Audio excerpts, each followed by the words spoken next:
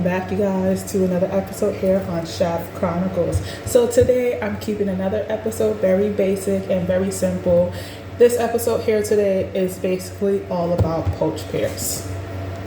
Poached pears basically come from France, and it's a simple dessert that you can wow your customers or wow your guests that you have at home.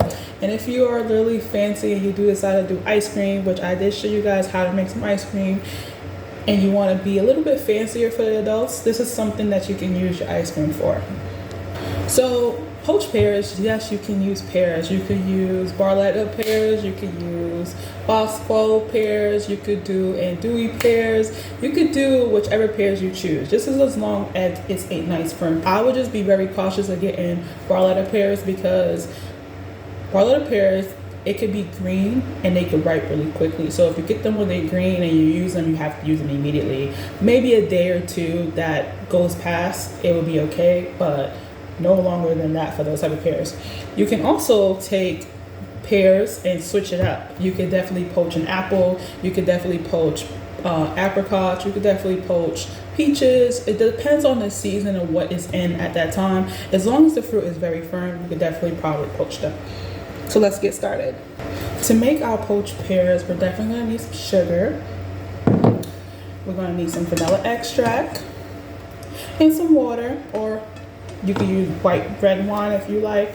You can even have fun with it and do something else with it, but I'll show you that later.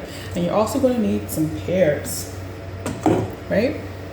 To get to our peeled pear that I just showed you guys, I kept one for video purposes. You want to take this sticker off and definitely give your pear a nice wash and then dry it off.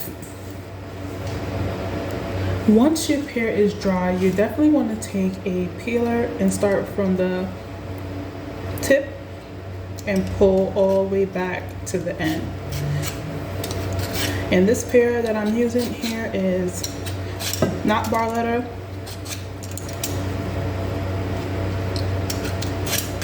Peel your pear all the way around. Another thing is, if it's starting to like get a little bit of brown spots on it, just gently go ahead and just use your potato peeler and just remove it as much as you can, right? Double check, make sure there's no more skin, right? Once you do that, you can take a scooper, a melon ball scooper, or if you don't have one, you could use a measuring spoon, like a teaspoon or something like that. It's kind of close to a melon ball scooper. I am going right here at the bottom of my root, and I'm going to basically core out the seeds.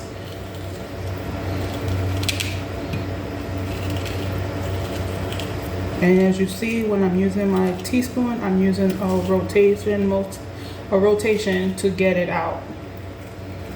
Once you get to your seeds, you should have like a hollow out inside. You don't want to go all the way up. See, I got to my seeds area. So now you don't want to keep that in there. You definitely want to remove it.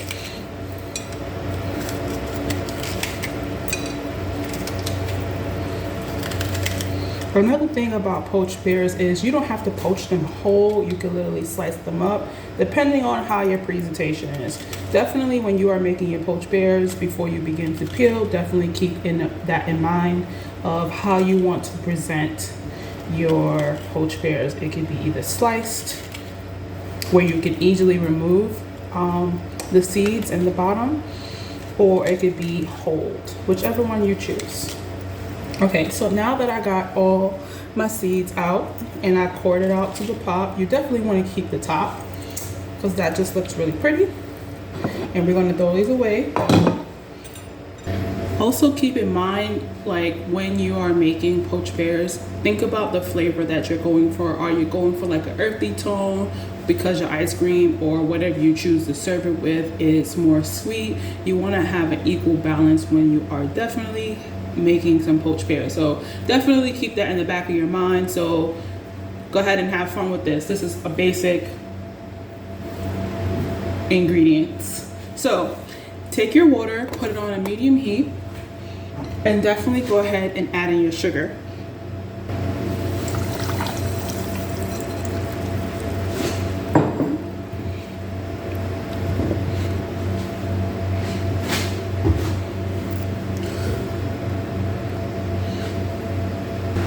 Okay, so once you add in your sugar and you give it a stir and it dissolves, you next want to do is bring it up to a boil.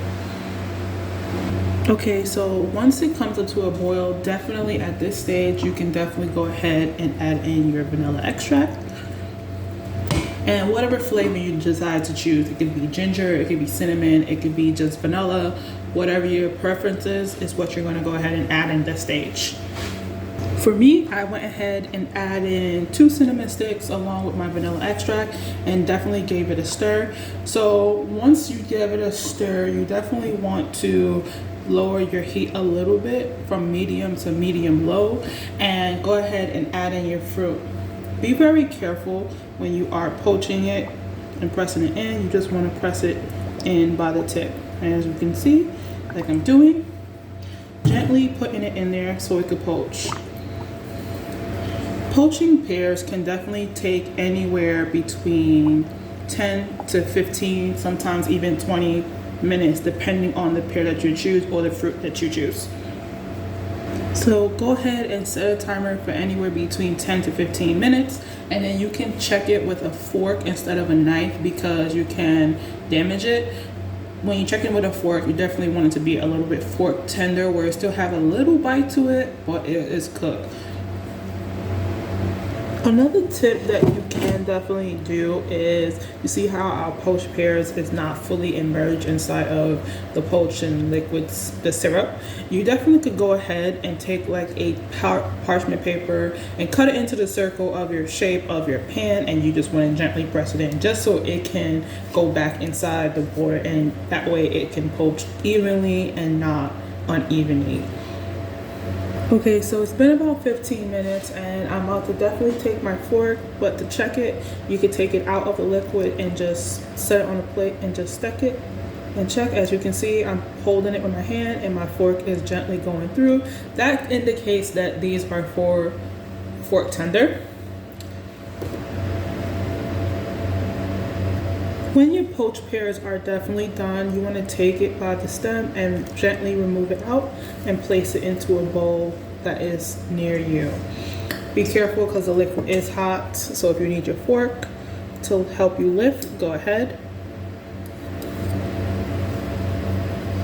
and gently remove it out. Once your pears have been poached, you definitely can put it to the side and cook the remainder. Never overcrowd your pot, just because if you overcrowd your pot, it won't cook.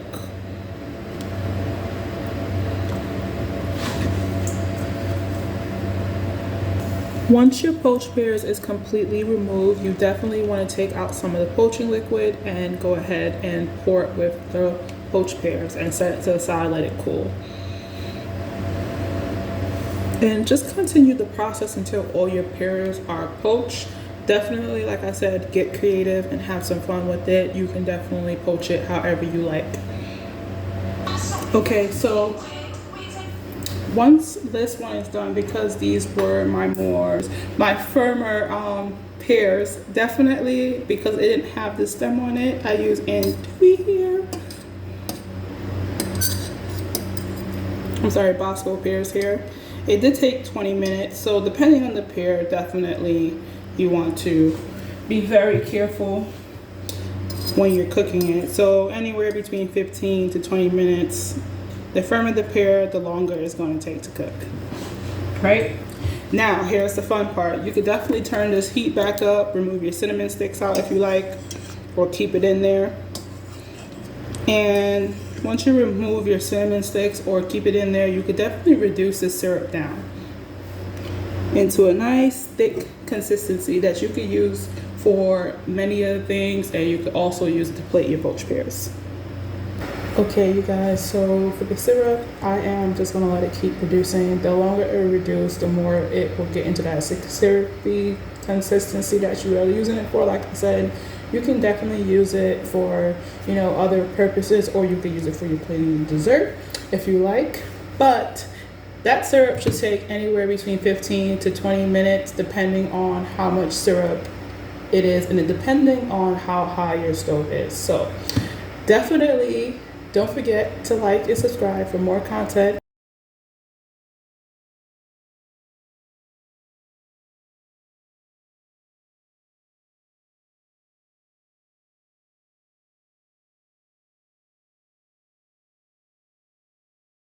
Peach, firmer peaches, I said peaches.